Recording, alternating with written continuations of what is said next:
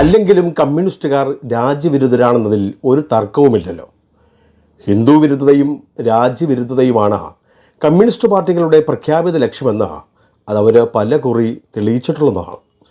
ഇപ്പോഴത്തെ പരിസ്ഥിതി ദിനത്തിൽ കേരളത്തിലെ ഇടതുപക്ഷ സർക്കാരിലെ CPMന് ശേഷമുള്ള CPIയും അവരുടെ മന്ത്രി P പ്രസാദും അദ്ദേഹം പ്രതിനിധാനം ചെയ്യുന്ന കൃഷി വകുപ്പും ഒരു വലിയ വിവാദത്തിനാണ് ഇപ്പോൾ തിരികൊളുത്തിയിട്ടുള്ളത്.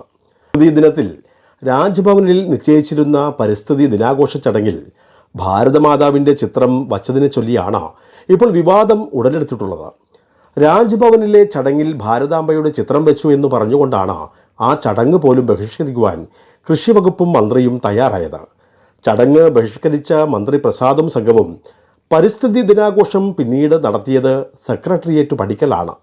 ഇത് ഇന്നും ഇന്നലെയും തുടങ്ങിയ ഒരു രാജ്യവിരുദ്ധ സമീപനമല്ല കമ്മ്യൂണിസ്റ്റുകാരുടേത്. CPI നേതാവായ P പ്രസാദിൻ്റെ ഈ പ്രവൃത്തിക്ക് മുഖ്യമന്ത്രി പിണറായി വിജയൻ പരിപൂർണമായിട്ടുള്ള പിന്തുണ നൽകുകയുമായിരുന്നു. എന്നാൽ രാജ്ഭവനിലെ പരിസ്ഥിതി ദിനാഘോഷത്തിൽ ഭാരതാംബയുടെ ചിത്രം വെച്ചു എന്ന് പറഞ്ഞുകൊണ്ട് ബഹിഷ്കരിച്ച കൃഷി വകുപ്പിനെയും കമ്മ്യൂണിസ്റ്റുകാരെയും അങ്ങനെ അവഗണിച്ചുകൊണ്ട് തന്നെ രാജ്ഭവനിൽ സ്വന്തം നിലയിൽ പരിപാടി ഗവർണറുടെ നേതൃത്വത്തിൽ നടത്തുകയുമുണ്ടായി. ഭാരതാംബയുടെ ചിത്രം വെച്ചുകൊണ്ട് തന്നെ അതിൻ്റെ മുന്നിൽ തന്നെയാണ് പരിസ്ഥിതി ദിനാഘോഷം അവിടെ നടത്തപ്പെട്ടത്. പരിപാടി നടത്തുന്ന സന്ദർഭത്തിൽ കേരളത്തിലെ മന്ത്രിമാരെ വലിയ തരത്തിൽ കേരളത്തിലെ ഗവർണർ രാജേന്ദ്ര ആർലേക്കർ ശക്തമായി വിമർശിക്കുകയും വിഷയത്തെ അപലപിക്കുകയും ചെയ്തു. എന്തിനു വേണ്ടിയിട്ടാണ് കേരളത്തിലെ മന്ത്രിമാർ ഈ ചടങ്ങ് ബഹിഷ്കരിച്ചതെന്നും പരിപാടിയിൽ വരാൻ പറ്റാത്തത്ര മാത്രം എന്താണ് അവിടെ ഉണ്ടായതെന്ന് ഗവർണർ ചോദിക്കുകയുമുണ്ടായി. എന്തിനാണ് ഇത്ര അസഹിഷ്ണുത? ഇവരിപ്പോൾ പറയുന്നത് ഭാരതമാതാവിൻ്റെ കയ്യിലിരിക്കുന്ന കൊടി അത് ഹിന്ദുക്കൾ ഉപയോഗിക്കുന്ന കൊടിയാണെന്നാണ്. കാവി നിറത്തോട് അത്രയേറെ വെറുപ്പും വിദ്വേഷവുമാണ് കമ്മ്യൂണിസ്റ്റുകാർക്കുള്ളതെന്നാണ് അവർ ഇപ്പോൾ വ്യക്തമാക്കിയിട്ടുള്ളത്. ഇതാരെ പ്രീതിപ്പെടുത്തുവാനാണ് കമ്മ്യൂണിസ്റ്റുകാർ ഇങ്ങനെയൊക്കെ ചെയ്യുന്നത്?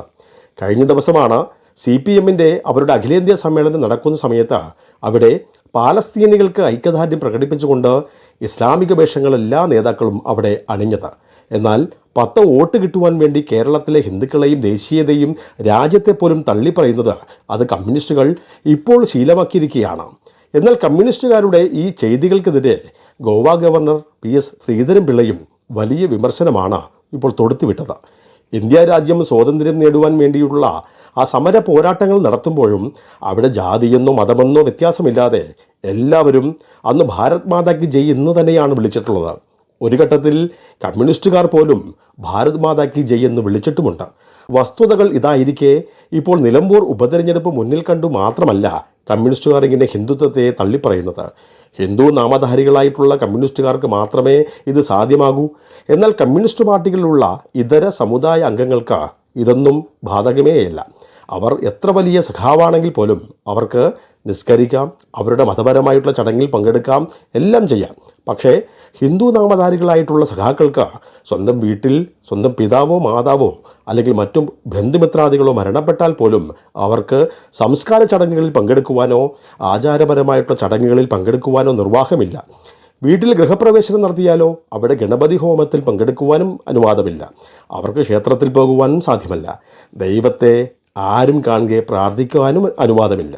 ഹിന്ദു സഖാക്കൾക്ക് വേണ്ടി മാത്രമാണ് ഇതെല്ലാം എത്ര നാൾ എത്ര കാലം കമ്മ്യൂണിസ്റ്റുകാർക്ക് ഇത് തുടരുവാൻ വേണ്ടി സാധിക്കുമെന്ന് അത് കാലം തെളിയിക്കേണ്ടതാണ്.